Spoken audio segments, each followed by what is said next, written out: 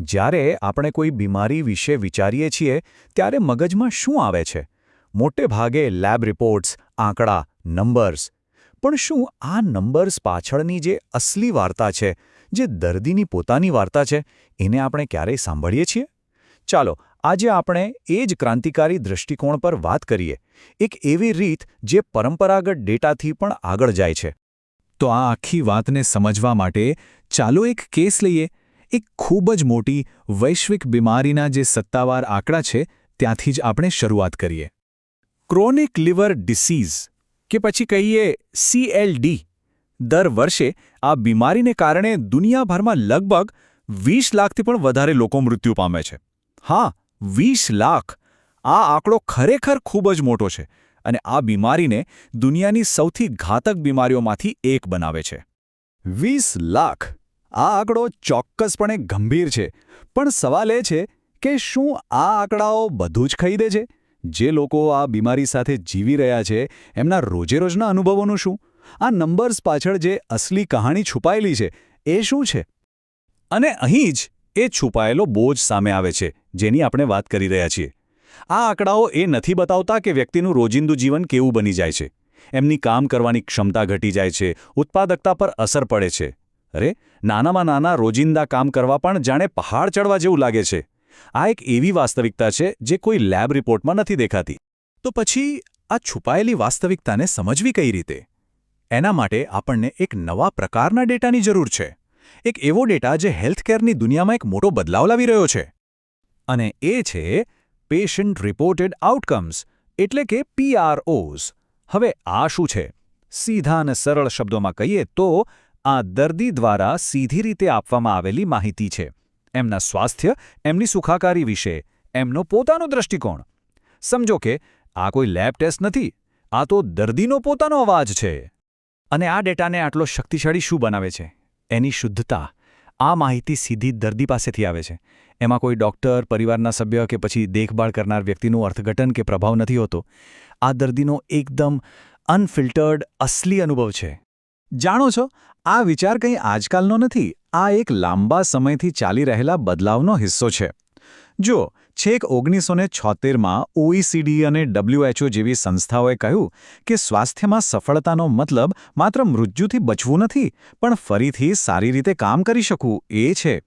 પછી ધીમે ધીમે મોટા સર્વેક્ષણો વિકસાવવામાં આવ્યા અને 90ના દાયકામાં SF36 જેવું એક મોટું ટૂલ આવ્યું, જે જીવનની ગુણવત્તાને વૈજ્ઞાનિક રીતે માપતું હતું. તો આ એક આખી સફર રહી છે. તો સવાલ એ થાય કે આ બધી માહિતી જે એટલી વ્યક્તિગત લાગે છે, એને વૈજ્ઞાનિક રીતે એકદમ ચોકસાઈથી કઈ રીતે એકત્રિત કરવામાં આવે છે? કારણ કે અહીં તો આપણે લાગણીઓની વાત કરી રહ્યા છીએ. ચાલો આ સાંભળવાના વિજ્ઞાનને સમજીએ. પણ કોઈની લાગણીને, કોઈના અનુભવને માપવું કઈ રીતે? બરાબર ને? થાક, ચિંતા કે પછી સારું લાગવાની જે ભાવના છે એને નંબર્સમાં કઈ રીતે ઢાળી શકાય? આનો જવાબ છે ખૂબ જ કાળજીપૂર્વક ડિઝાઇન કરેલી અને પ્રમાણિત પ્રશ્નાવલીઓ. જુઓ, PROs ભેગા કરવા એ કોઈ સામાન્ય ગપસપ નથી. આ માટે ખાસ વૈજ્ઞાનિક સાધનો એટલે કે પ્રશ્નાવલીઓનો ઉપયોગ થાય છે. આ એવા સવાલો હોય છે જેની વિશ્વસનીયતા અને ચોકસાઈને વારંવાર ચકાસવામાં આવી હોય છે. આ સાધનો પણ અલગ અલગ પ્રકારના હોય છે. જેમ કે SF36 જેવું ટૂલ છે, જે વ્યક્તિના ઓવરઓલ સ્વાસ્થ્ય અને સુખાકારીનું ચિત્ર આપે છે. તો બીજી બાજુ CLDQ જેવું એકદમ સ્પેસિફિક ટૂલ પણ છે, જે ફક્ત લીવરની બીમારીના લક્ષણો અને એની અસર પર જ ફોકસ કરે છે. અને FACTF જેવું ટૂલ તો થાક જેવા કોઈ એક જ લક્ષણને ખૂબ ઊંડાણપૂર્વક માપે છે. આ બધા સ્તરો મળીને આપણને એક સંપૂર્ણ ચિત્ર આપે છે. ઓકે, તો હવે આપણે જાણીએ છીએ કે આ ડેટા કેવી રીતે એકત્રિત થાય છે. તો હવે સૌથી રસપ્રદ ભાગ, જ્યારે ક્રોનિક લિવર ડિસીઝના દર્દીઓને આ રીતે વ્યવસ્થિત રીતે સાંભળવામાં આવે છે, તો તેઓ શું કહે છે? કઈ વાતો વારંવાર સામે આવે છે? ખબર છે, અમુક થીમ્સ વારંવાર, સતત સામે આવે છે. દર્દીઓ જે સૌથી મોટી સમસ્યાઓ ગણાવે છે તે છે ખૂબ જ વધારે પડતો થાક, સાથે સાથે ચિંતા અને ડિપ્રેશન. દેખીતી રીતે જેમ જેમ લીવરની બીમારી ગંભીર બને છે, જીવનની ગુણવત્તા પણ ઘટી જાય છે. અને એક ખૂબ જ ચોંકાવનારી વાત પણ સામે આવી છે, જે છે સ્ત્રી હોવું. આ વાત પર ખાસ ધ્યાન આપવા જેવું છે. સંશોધનમાં વારંવાર એવું જોવા મળ્યું છે કે સ્ત્રી હોવાનો સંબંધ સીધો જ દર્દીના ખરાબ અનુભવો સાથે છે. મતલબ કે સ્ત્રી દર્દીઓ પુરુષોની સરખામણીમાં પોતાની તકલીફોને વધુ ગંભીર રીતે નોંધાવે છે. આ એક એવું તારણ છે જે આપણને ઘણું બધું વિચારવા પર મજબૂર કરે છે. અને એવું પણ નથી કે આ સ્કોર્સ એકવાર નક્કી થઈ ગયા એટલે પથ્થરની લકીર છે. ના, એ બિલકુલ ડાયનેમિક હોય છે. જેમ જેમ રોગ વધે છે એમ PRS પણ બગડે છે, એટલે કે દર્દીનો અનુભવ ખરાબ થાય છે. પણ જ્યારે સારવાર અસરકારક નીવડે છે, રોગ કાબૂમાં આવે છે, ત્યારે આ જ સ્કોર્સમાં સુધારો પણ જોવા મળે છે. આનો સીધો મતલબ એ છે કે આ ડેટા આપણને બતાવી શકે છે કે સારવાર ખરેખર કામ કરી રહી છે કે નહીં.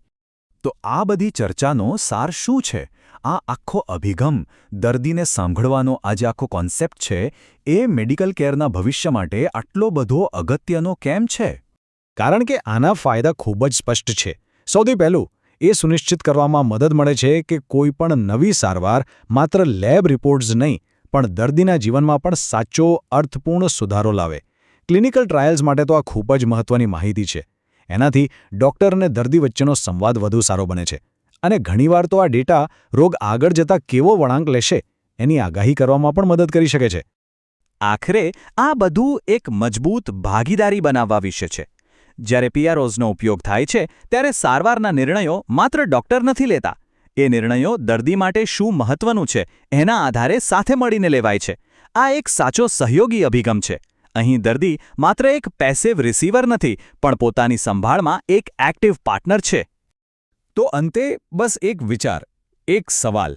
શું એવું બની શકે કે સારી દવાની ચાવી, વધુ સારી મેડિસિનનો રસ્તો હંમેશાથી આપણી સામે જ હતો? દર્દીની પોતાની વાર્તામાં જ છુપાયેલો? કદાચ સાચું ભવિષ્ય મોટી મોટી મશીનરીમાં નહીં, પણ ધ્યાનથી સાંભળવામાં જ છે.